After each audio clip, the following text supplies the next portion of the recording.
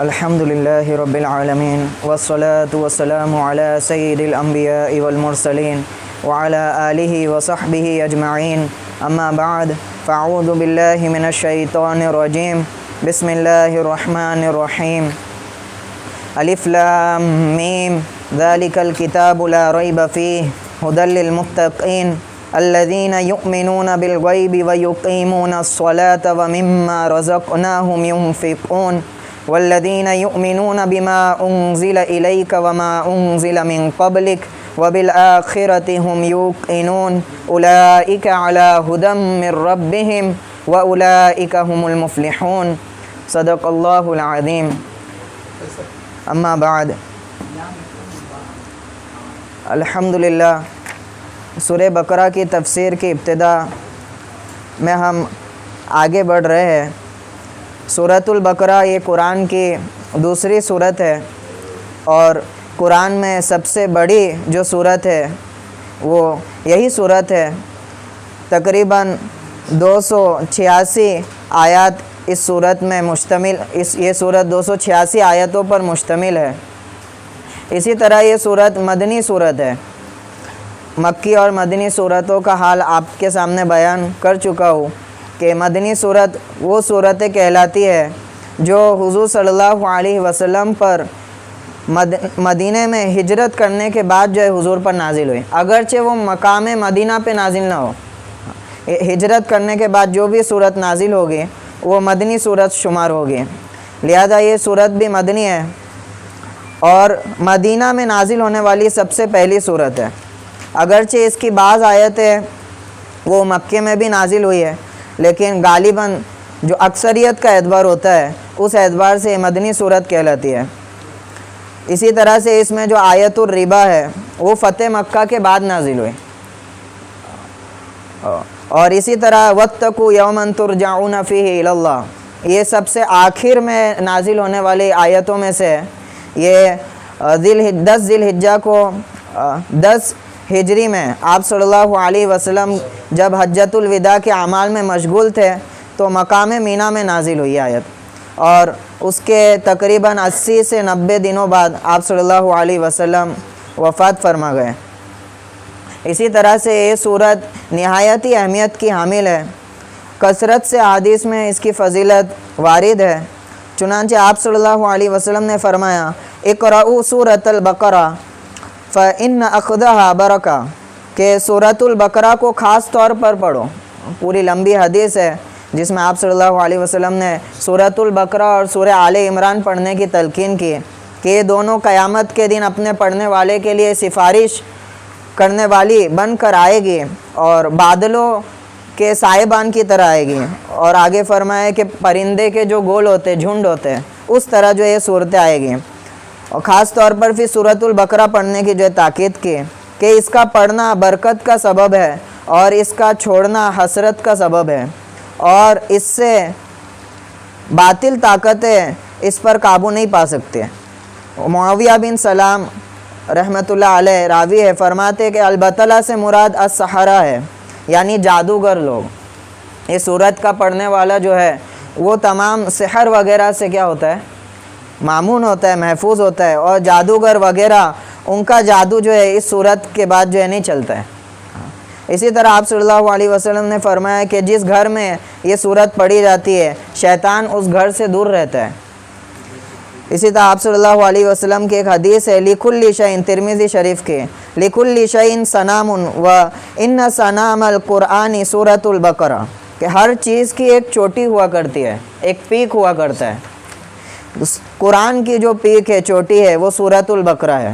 آگے فرمایا اور اس میں ایک آیت ہے ہی سیدۃ القرآن وہ تمام آیتوں کی سردار ہے، یہ آیت الکرسی۔ تو اس طرح کی تمام آیتوں پر یہ سورت مشتمل ہے، اور سورہ آیت نمبر 67 سے 73 میں گائے کے واقعے کا ذکر ہے جسے ذبح کرنے کا حکم بنی اسرائیل کو دیا گیا تھا۔ اس سورت کا نام سورہ بقرہ اسی مناسبت سے رکھا گیا ہے۔ بقرہ عربی میں گائے کو کہتے ہیں۔ اسی طرح سورت کا آغاز اسلام کی بنیادی عقائد یعنی توحید، رسالت اور آخرت کے بیان سے ہوا ہے۔ اسی ضمن میں انسانوں کی 3 قسمیں یعنی مومن، کافر اور منافق کی بیان کی گئی ہے، جیسا کہ ابھی ہم پڑھے گئے۔ شروع میں ایمان والوں کی کیفیت کو بیان کیا گیا ہے سورت میں، اس کے بعد کافروں کی حالت کا بیان کیا گیا ہے، اس کے بعد منافق کی جو ہے حالت اس کو جو ہے واضح کیا گیا ہے۔ پھر حضرت آدم علیہ السلام کی تخلیق کا واقعہ بیان فرمایا گیا ہے اس کے بعد، تاکہ انسان کو اپنی پیدائش کا مقصد معلوم ہو۔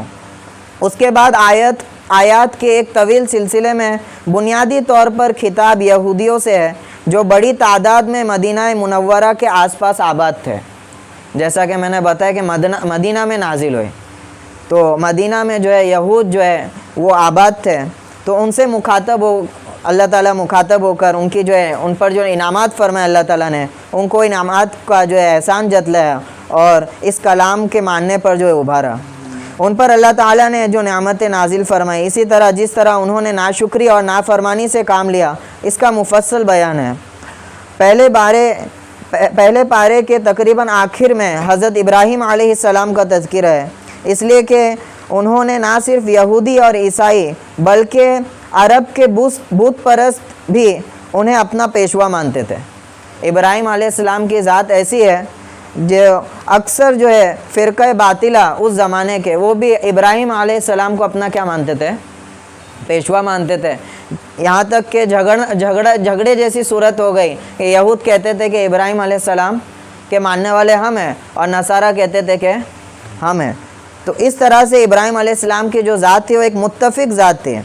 ان سب کو یاد دلایا گیا کہ وہ خالص توحید کے قائل تھے۔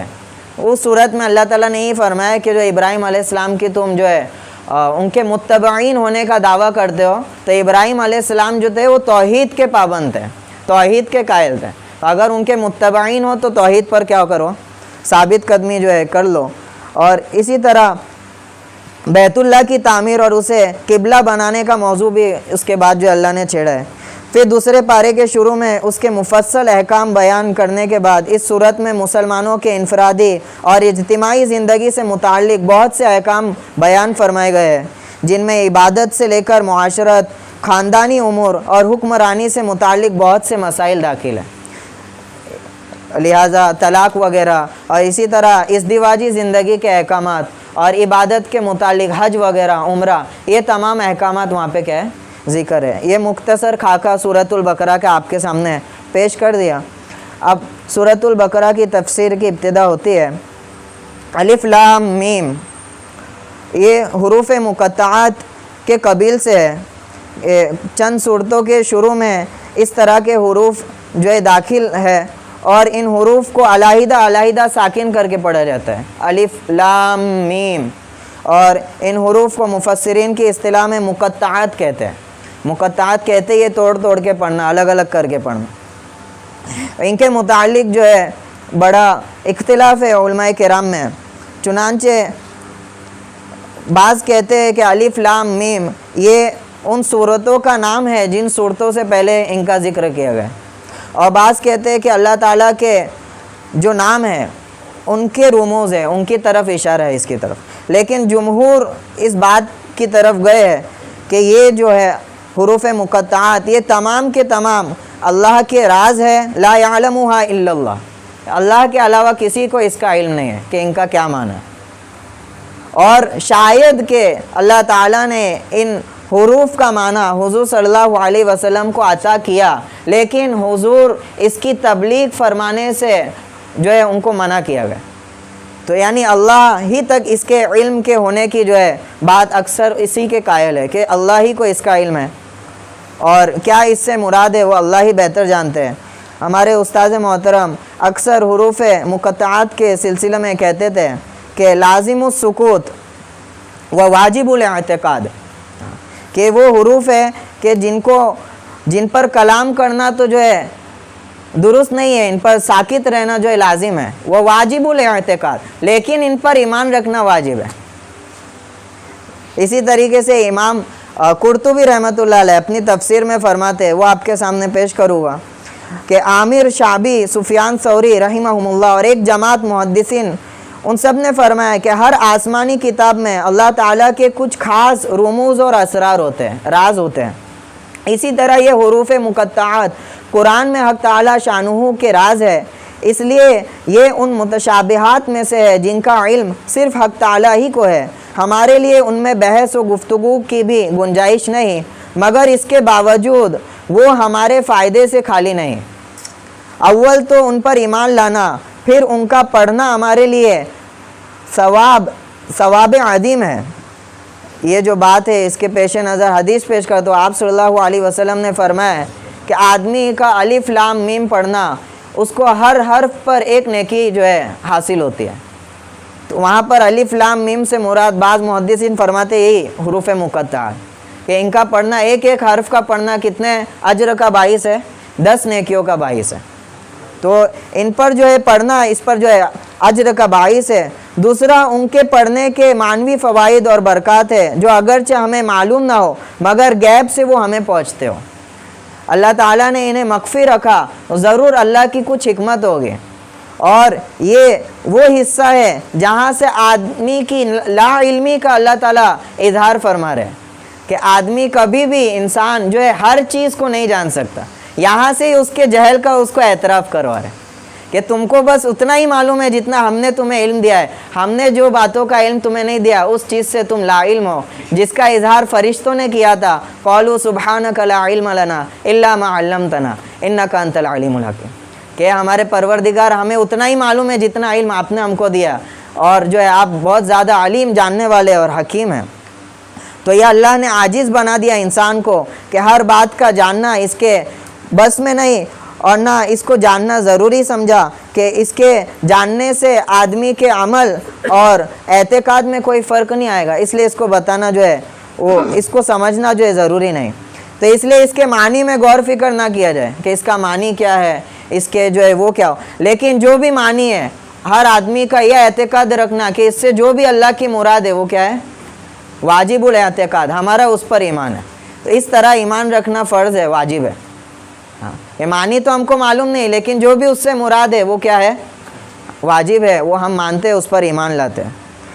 اسی طرح آگے اللہ تعالیٰ نے سورت کی ابتدا فرمائی ذالک الکتاب لا ریب فیہ، یہ کتاب ہے، اس کتاب میں کچھ شک نہیں، لا ریب فیہ، ذالک الکتاب، کتاب کہا اسے، کتاب کہتے ہیں کتبتن، جو لشکر آتے تھے جمع، ان کی فوج، ان کو جمع جو شدہ لشکر ہوتا تھا اس پر کتیبہ کہتے ہیں، اس کو کتیبہ، اور کتاب کو بھی کتاب اس لیے کہتے ہیں کہ اس میں چند چیزیں کیا ہو جاتی ہے، وہ کتاب کی شکل میں جمع ہو جاتی ہے۔ ذالک الکتاب، یہ وہ کتاب ہے۔ اس کی تشریح کرنے سے پہلے ذالک کا پس منظر آپ کو بتلانا چاہوں گا، یہ ذالک کا استعمال کیوں ہوتا ہے؟ ذالک کا استعمال ہوتا ہے ایسی چیز کے لیے جو قریب نہ ہو، دور ہو۔ مثال کے طور پر یہ کتاب میرے سامنے ہے تو میں کہوں گا حاضل کتاب لی، کہ یہ کتاب میری ہے، اور یہی کتاب اگر مجھ سے دور ہے تو میں کہوں گا ذالک الکتاب لی۔ تو یہاں پر جو تعبیر اللہ تعالیٰ نے استعمال کی ہے ذالک الکتاب، حالانکہ کتاب تو یہی ہے، وہی کتاب میں اللہ تعالیٰ جو ہے شروعات کر رہے ہیں، لیکن جو تعبیر استعمال کی بعید کی ہے۔ اس کے بہت سی حکمتیں مفسرین فرماتے ہیں۔ اول تو حکمت یہی ہے کہ سورہ فاتحہ میں جب بندے نے دعا مانگی تھی اہدنا الصراط المستقیم صراط الذین انعمت علیہم، کہ ہمیں سیدھا راستہ دکھلا، تو گویا کہ یہ اسی دعا کی درخواست کا جواب ہے کہ یہ وہی کتاب ہے جو اس دعا کی کیا ہے، درخواست ہے، یہ ہدایت کا راستہ ہے۔ اسی طرح بعض مفسرین فرماتے ہیں ذالک الکتاب، ذالک کا اس میں اشارہ اس لیے استعمال کیا کہ کوئی چیز کی عظمت پر دلالت کرنے کے لیے اس کو بعید کا صیغہ اس کے لیے استعمال کرتے ہیں کہ وہ ذات ایسی ہے، کہ وہ کتاب ایسی ہے، تو اس کی عظمت کو بیان کرنے کے لیے ذالک کی تعبیر استعمال کی ہے۔ آگے فرماتے ہیں ذالک الکتاب، یہ کتاب ہے لا ریب فیہ، بڑے دھڑلے سے اللہ تعالیٰ نے کتاب کی ابتدائی میں اعلان کر دیا کہ یہ جو کتاب ہے اس میں کوئی شک اور شبہ نہیں ہے۔ ایک بڑے فقیہ ہے، انہوں نے ایک کتاب لکھی، اس کے بعد کتاب لکھنے کے بعد اس کی تصحیح کی، نظر ثانی کی، نظر ثانی کرنے کے بعد کچھ غلطیاں اس میں سے نکلے، غلطیوں کو جو ہے انہوں نے ہٹا دیا، اس کے بعد پھر اس پہ نظر ثانی کی گئی تو پھر اس میں سے خامیاں نکلی۔ ان کی کوشش یہ تھی کہ ایسی کتاب لکھوں کہ اس کتاب میں کوئی نقص باقی نہ رہے، کوئی خطا باقی نہ رہے۔ بارہا تصحیح کرنے کے بعد جب دوسرے اہل علم کے پاس وہ کتاب گئی انہوں نے پھر جو ہے چند خطاؤں پر ان کو مطلع کر دیا. آخر میں عاجز ہو کے ان کو کہنے لگا کہ بے عیب اور بے خطا کی کتاب کا شرف اللہ کی کتاب کے علاوہ کسی کتاب کو حاصل نہیں. کیوں؟ اللہ کا علم وہ ازلی ہے، ابدی ہے. اللہ کا علم تام ہے. کائنات کا کوئی گوشہ ایسا نہیں ہے جو اللہ کے علم سے باہر ہے. تو اس کی کتاب بھی کیا ہوگی؟ ہر عیب سے، ہر نقص سے اور ہر ایرر سے جو ہے پاک صاف رہے گی. تو بڑے دھڑلے سے اللہ نے پہلے ہی اعلان کر دیا ذالک الکتاب لا ریب فیہ، کہ وہ کتاب ہے اس میں کوئی شک نہیں ہے. شک پڑتا ہے جو شبہات پڑھتا ہے وہ دو وجہ سے پڑھتا ہے. ایک تو اس وجہ سے پڑھتا ہے کہ کتاب میں کوئی غلطی نکل جائے. ایک جگہ غلطی نکل جاتی ہے، کتاب باقی کے مضامین تو درست ہے لیکن ایک جگہ بھی غلطی نکل آئی تو کیا ہو جاتا ہے؟ آدمی کا اعتماد کا درجہ کیا ہے؟ کم ہو رہا ہے. اسی طرح آپ دیکھیں گے بہت ساری تفسیر کی کتاب ہے، حدیث کی کتاب ہے، ایک ضعیف حدیث یا ایک ضعیف بات منقول کرنے کی وجہ سے پوری حدیث کی کتاب کا درجہ کیا ہو جاتا ہے؟ کم ہو جاتا ہے. اسی طرح راویوں کی جو حدیث کی سند ہے جو ہم تک آتی ہے، سارے راوی ثقہ ہے، اعلیٰ درجے کے عادل ہے، لیکن ایک ضعیف راوی اس میں کیا ہو گیا؟ شامل ہو گیا. تو اس حدیث پر صحیح کا حکم نہیں لگتا ہے، اس ضعیف راوی کی طرف نسبت کرتے ہوئے ضعیف کا لگتا ہے. تو ایک شک و شبہات، ایک غلطی بھی کتاب کو کیا کر دیتی ہے؟ بے اعتبار بنا دیتی ہے. تو اس طرح کی غلطی سے یہ کتاب کیا ہے؟ پاک ہے، لا ریب فیہ، اس طرح کی غلطی نہیں ہے. دوسری جو شک اس میں پیدا ہوتا ہے وہ سننے والوں کی سمجھ میں کمی کی وجہ سے پیدا ہوتا ہے. سننے والوں کی عقل میں نقص ہے، وہ اتنی قوت نہیں ہے کہ وہ ادراک کر سکے پوری بات کا، تب جو ہے ان کو شک شبہات ہوتا ہے. اور ایسے شکوک کا کوئی اعتبار نہیں. ایسے شکوک کا کہ ایسے شک کرنے والے شک کرتے رہے لیکن اس کتاب کی حقانیت پر ان کے شک کا کوئی اثر پڑنے نہیں والا ہے. لا ریب فیہ، اس میں کوئی شک نہیں ہے. یہ اسی طرح ہو گیا جیسے سورج نکلا ہوا ہے اور چند افراد جو ہے عقل کے مارے وہ شک کرنے لگے کہ دن کا وقت ہے یا نہیں، تو ان کے شک و شبہات سے حقیقت تبدیل نہیں ہونے والی.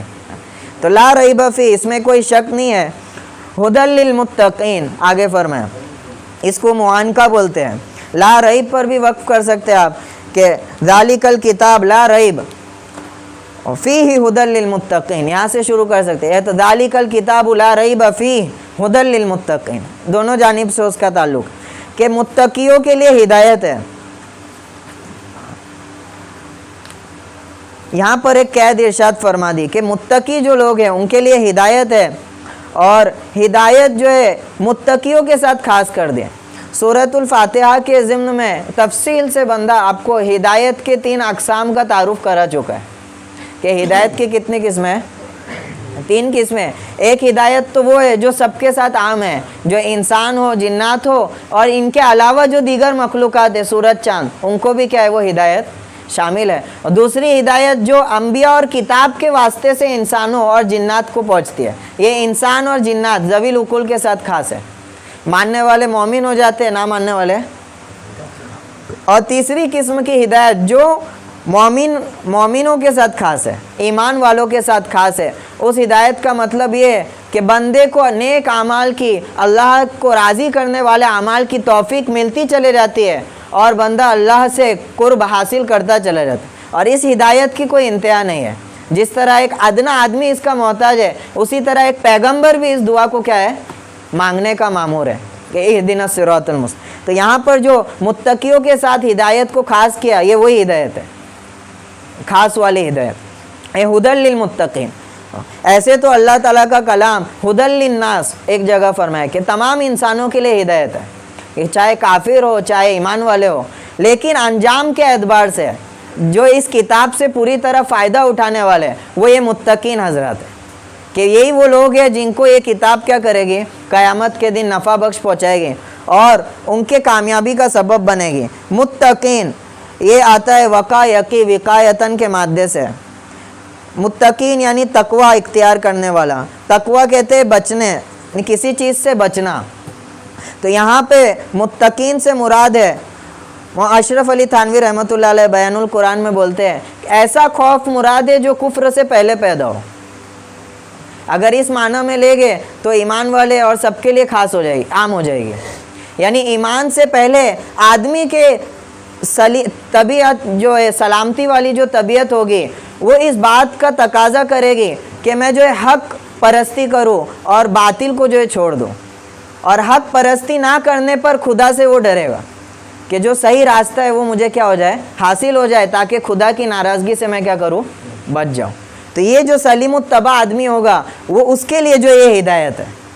اسی طرح ہدی للمتقین، بچنے والا، مفتی تقی عثمانی دامت برکاتہم اپنی کتاب میں فرماتے ہیں کہ اس کتاب کو پڑھا جائے وہ اپنے تصورات اور اپنے تمام چیزوں کو خالی کر کے پڑھا جائے۔ یہ فرماتے ہیں کہ کہیں میری نفسانی خواہشات قرآن کریم کے دلائل ٹھیک ٹھیک سمجھنے میں رکاوٹ نہ بن جائے۔ یہ کتاب کو پڑھنے کا طریقہ ہے۔ یہ پہلے سے ہی آپ کوئی تصور اپنے دماغ میں بیٹھا کر یا کوئی پروپوگنڈا اپنے دماغ میں بیٹھا کر اس کتاب کو اپنے نفس کے حساب سے تبدیل کرنا سمجھنا چاہے گے تو یہ اس کے لیے ہدایت نہیں ہے۔ اللہ تعالیٰ نے فرما دیا یضل بہ کثیرا ویہدی بہ کثیرا، یہ وہی کتاب ہے کہ کئیوں کو اللہ نے اس کے ذریعے ہدایت دی اور کئیوں کو اس کے ذریعے گمراہ کیا۔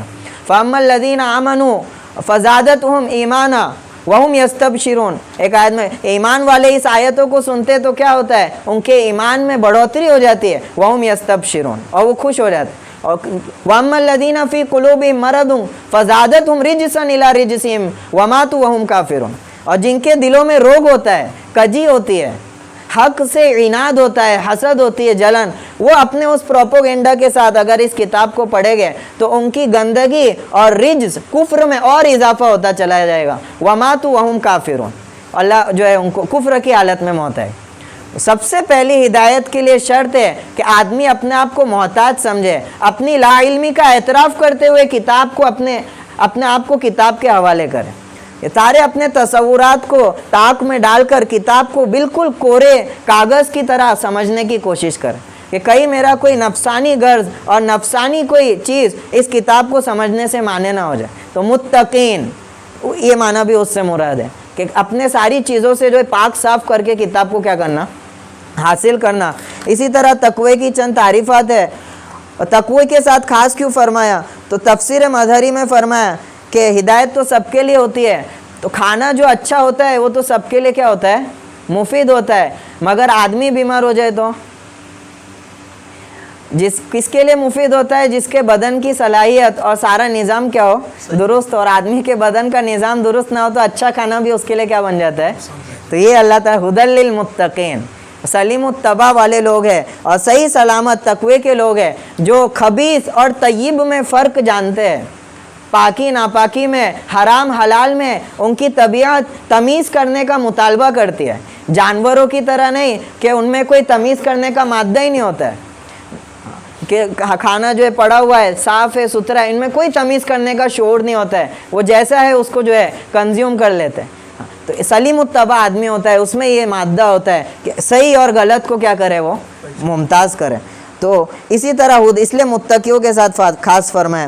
ابن عمر، تھوڑے تقوی کے اصطلاحات آپ کو بتلا دوں۔ ابن عمر رضی اللہ عنہ فرماتے ہیں تقوی کہتے ہیں کہ تو اپنے نفس کو کسی سے برتر اور بہتر نہ دیکھے، یعنی آدمی کے اندر جب تقوی آتا ہے تو اپنے آپ کو جو ہے کسی سے جو ہے بہتر اور برتر سمجھنا نہیں، جو ہے چھوڑ دیتا ہے، وہ کہ حقیر سمجھتا ہے، یہ تقوی ہے۔ اسی طرح شہر بن حوشب رحمۃ اللہ علیہ فرماتے ہیں متقی وہ ہے جو حرام اور ناجائز باتوں میں پڑ جانے کے خوف سے ان چیزوں کو ترک کر دے جو شرعاً جائز اور مباح ہے، جو شرعاً جائز اور مباح ہے۔ اسی طرح ایک حدیث ہے جس سے ایک دم صاف واضح ہو جاتا ہے تقوی کا معنی، نعمان بن بشیر کے ان الحلال بین والحرام بین، آپ صلی اللہ علیہ وسلم نے فرمایا کہ حلال بھی واضح صاف ہے اور والحرام بین، اور حرام بھی کیا ہے، واضح اور صاف ہے۔ اللہ تعالیٰ نے سب بیان کر دیا ہے کہ یہ حلال ہے اور یہ حرام ہے۔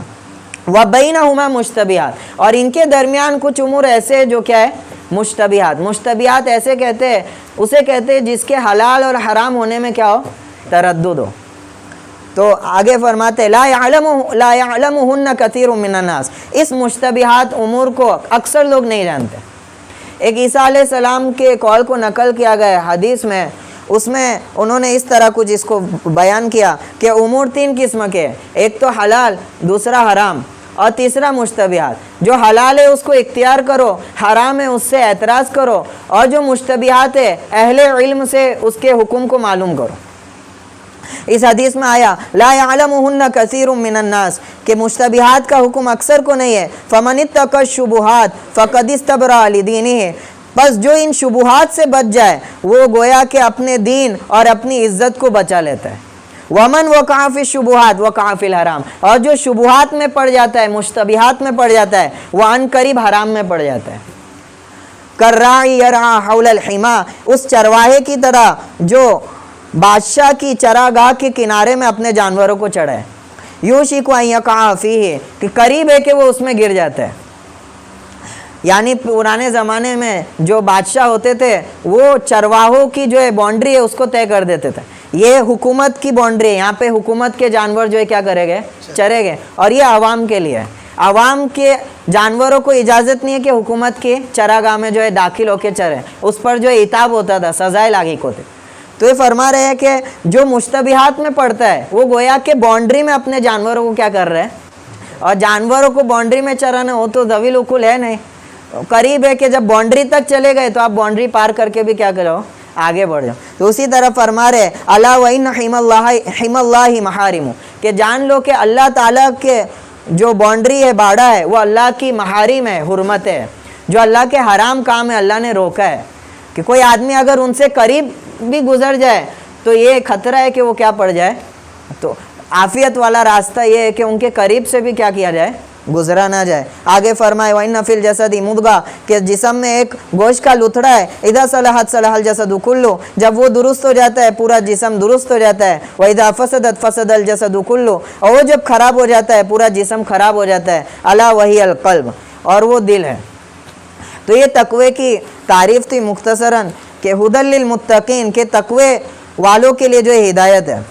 اسی طرح جلالین میں تقوی کی 3 قسمیں بیان کی گئی، کہ تقوی العام، یہ عوام کا تقوی ہے، ایک کس کا تقوی ہے، عوام کا تقوی ہے۔ عوام کا تقوی کیا ہے، اتقاء الکفر بالایمان، عوام کا تقوی، عام لوگوں کا تقوی یہ ہے کہ ایمان کے ذریعے کفر سے بچ جانا، ایمان کے ذریعے کفر سے بچ جانا، ایمان اختیار کر لینا اور کفر سے اپنے آپ کو بچا لینا، یہ عام لوگوں کا تقوی ہے، اور یہ تقوی کا ادنا درجہ ہے، یہاں سے سٹارٹ ہوتا ہے۔ وتقوی الخواص، اور خاص لوگوں کا ایک تقوی ہے، اس کا مطلب یہ ہوتا ہے امتثال الاوامر و اجتناب النواہی، کہ اوامر اللہ تعالیٰ کے جو واجب کردہ احکامات ہے اس کو بجا لانا، اس کو پورا کرنا، و اجتناب النواہی، اور جو نواہی ہے اللہ نے جن احکامات سے اور جن امور سے روکا ہے اس سے بچنا، اس کا التزام کرنا۔ تو یہ تقوی کا دوسرا درجہ ہے، یہ خواص والا۔ اور تیسرا ہے تقوی اخص الخواص، کہ یہ اخص الخواص اللہ کے مقربین کا جو تقوی ہے وہ کیا ہے، اتقاء ما یشغل عن اللہ، ہر ایسی جائز اور مباح چیز سے بچنا جو اللہ سے آدمی کو غافل کر دے، جو اللہ سے آدمی کو کیا کر دے، غافل کر دے۔ تو یہ اعلیٰ درجہ ہے، گویا کہ اس آیت کے ذریعے گویا اللہ تعالیٰ ترغیب دے رہے، ہدی للمتقین، متقیوں کے ساتھ خاص کر دیا، اب گویا کہ لوگوں کو اس ہدایت کی طرف بلانے کے لیے تقوی کے معیار کو بڑھانے کی اللہ ترغیب دے رہا ہے۔ تقوی کے لیے، متقیوں کے لیے کیا ہے، ہدایت ہے، گویا کہ کیا کرو، خوب اپنے اندر تقوی کی صفت کو اختیار کرو۔ آگے ان متقیوں کا حال بیان فرمایا،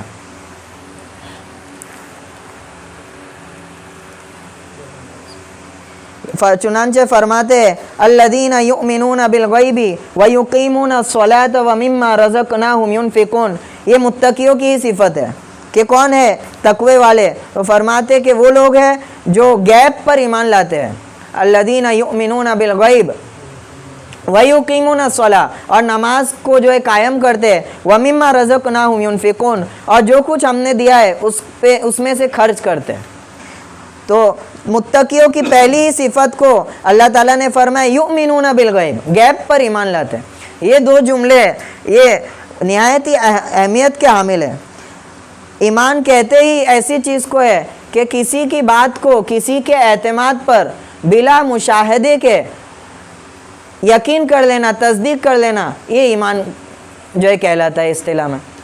کہ مثال کے طور پہ اس دیوار کو، سفید دیوار کو، کوئی آدمی مجھے سفید دیوار ہونے کی کیا کر رہا ہے، خبر دے رہا ہے، اور میں اس کی تصدیق کروں تو یہ ایمان نہیں ہے. کیوں؟ کیونکہ اس کا مشاہدہ ممکن ہے. ایسی چیزیں جن کا مشاہدہ ممکن نہیں ہے، جن کو ہم سینس ہمارے جو ہے ان سے ہم اس کو کیا کر سکتے، ویریفائی نہیں کر سکتے. ایسی چیزوں کے باہر کی جو چیز ہے، ان چیزوں کی خبر کو اس کے اعتماد پر مان لینا، یہ ایمان ہے. تو ایمان تو کہتے ہی ایسی چیزوں پر ایمان لانا. بالغیب سے اللہ تعالیٰ اس میں اور تاکید پیدا کر دے. بالغیب کا معنی بھی یہی ہے. غیب کے معنی آتے ہیں ایسی چیزیں جن کا ادراک آدمی حواس ظاہرہ سے نہیں کر سکتا ہے، سینسز سے اپنے نہیں کر سکتے، وہ اس کے سینسز سے، عقل سے باہر ہے. تو ایسی چیزوں پر کیا کرتے ہیں، وہ ایمان لاتے ہیں.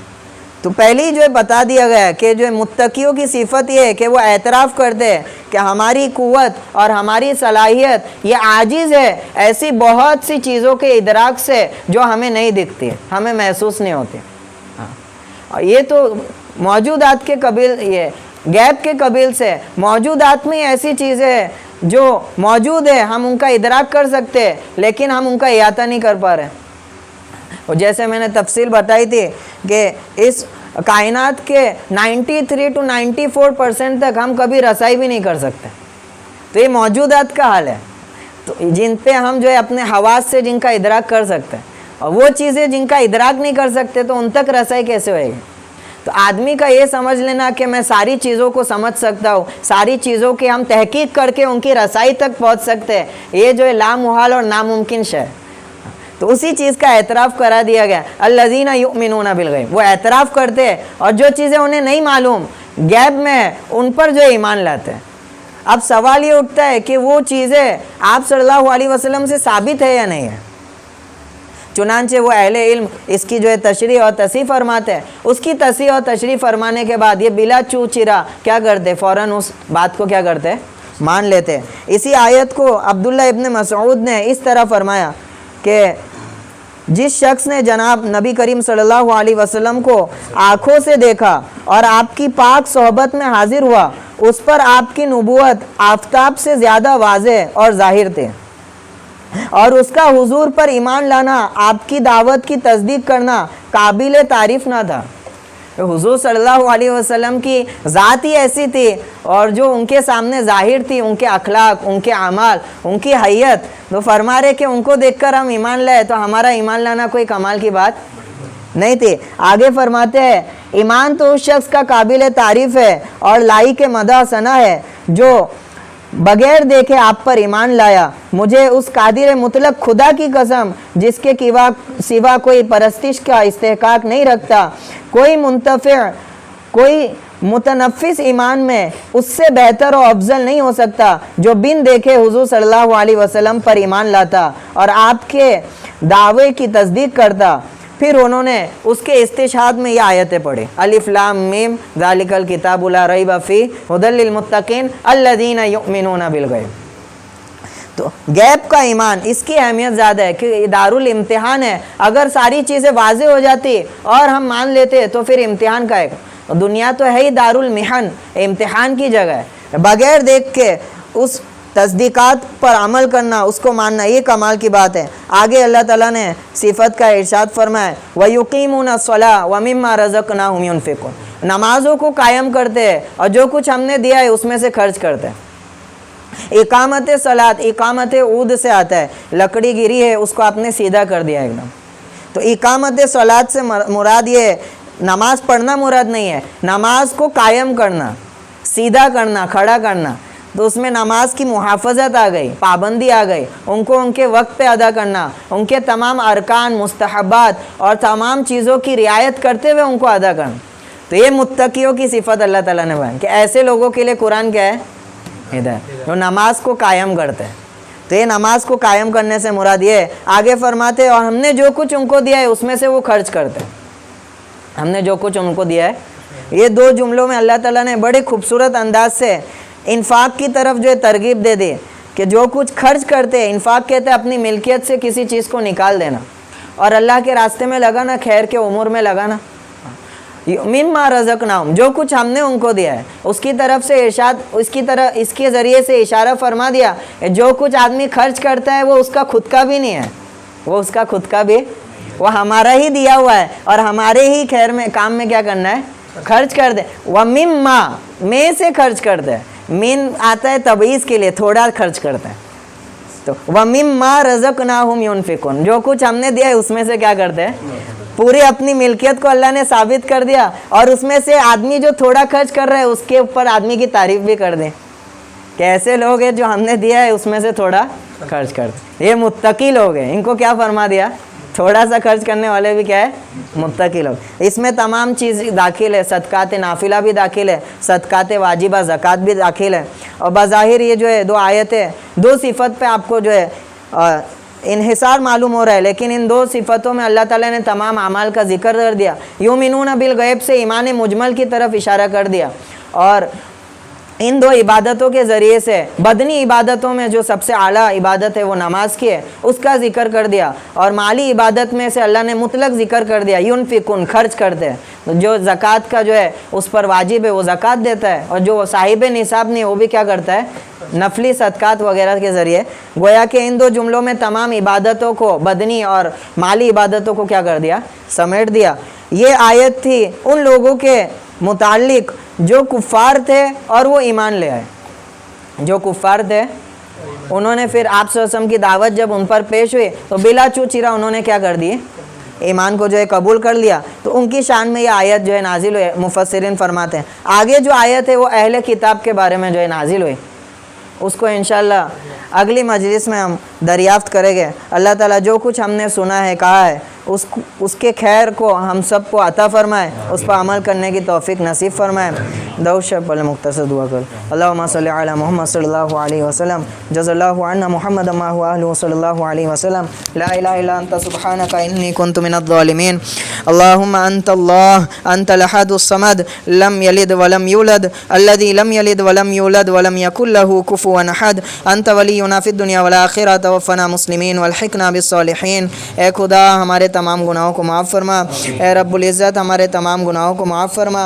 اے خدا ہم خائن ہیں، خیانت کرنے والے ہیں، یا اللہ تقوی کا ذرہ برابر بھی ہمارے اندر نہیں ہے، یا اللہ ہم سے اچھا گمان رکھتے ہیں، یا اللہ حقیقت سے تو آشنا ہے، یا اللہ ہماری اس کمزوری کو یا اللہ تبدیل فرما، ہماری سیئات کو حسنات سے تبدیل فرما، حقیقی تقوی ہم سب کو نصیب فرما، یا اللہ جو تنہائیوں میں بھی ہمارا ساتھ نہ چھوڑے، یا اللہ اعلان میں بھی ہمارا ساتھ نہ چھوڑے، یا اللہ ہمارا تقوی اتنا کمزور ہو گیا ہے کہ لوگوں کے سامنے تو ہم اہتمام کرتے ہیں، یا اللہ جہاں کہیں ہمیں موقع ملتا ہے تیرے بڑے بڑے گناہوں پر ہم جرأت کرتے ہیں، یا اللہ ایسے تقوی سے اللہ ہماری حفاظت فرما، یا اللہ ایسا تقوی نصیب فرما جو ہر وقت ہمارے ساتھ ہو، حقیقی متقیوں میں ہمارا شمار فرما، اس کتاب سے استفادہ یا اللہ ہم سب کو نصیب فرما، تیرے کتاب کی ایک ایک حرف سے ہم کو غایت درجے کی یا اللہ محبت نصیب فرما، یا اللہ اس کی حفاظت کا ہم سب کو جذبہ نصیب فرما، اس کی خیر سے ہم سب کو مستفید فرما، ہمارے گھروں میں اللہ محافظ قرآن پیدا فرما، یا اللہ عالم قرآن پیدا فرما، یا اللہ قرآن کی اشاعت کرنے والے افراد پیدا فرما، یا اللہ ہمارے معاشرے کے ہر فرد کو قرآن کی اشاعت کرنے والا بنا، قرآن کے پیغام کو یا اللہ دنیا کے کونے کونے میں پہنچانے والا بنا، یا اللہ اس کے پیغام کو عام ہو یا اللہ جاری کرنے والا بنا، یا اللہ جو پریشان حال ہیں ان کے پریشانیوں کو دور فرما، جو بیمار ہیں ان کی شفا یابی فرما، یا اللہ جو مقروض ہیں ان کے قرض کی ادائیگی کے فیصلے فرما، یا اللہ ہماری دعاؤں کو حضور صلی اللہ علیہ وسلم کے صدقے و طفیل قبول فرما، جو خیر کی دعا آپ سے نے آپ سے مانگی ہے ہم تمام خیر کا آپ سے سوال کرتے ہیں، ہمیں عطا فرما، جن شرور سے حضور نے آپ سے پناہ چاہیے ہم تمام سے پناہ چاہتے ہیں، ہماری حفاظت فرما، آمین آمین یا رب العالمین۔ سبحان ربک رب العزت عما یصفون وسلام علی المرسلین والحمد للہ رب العالمین۔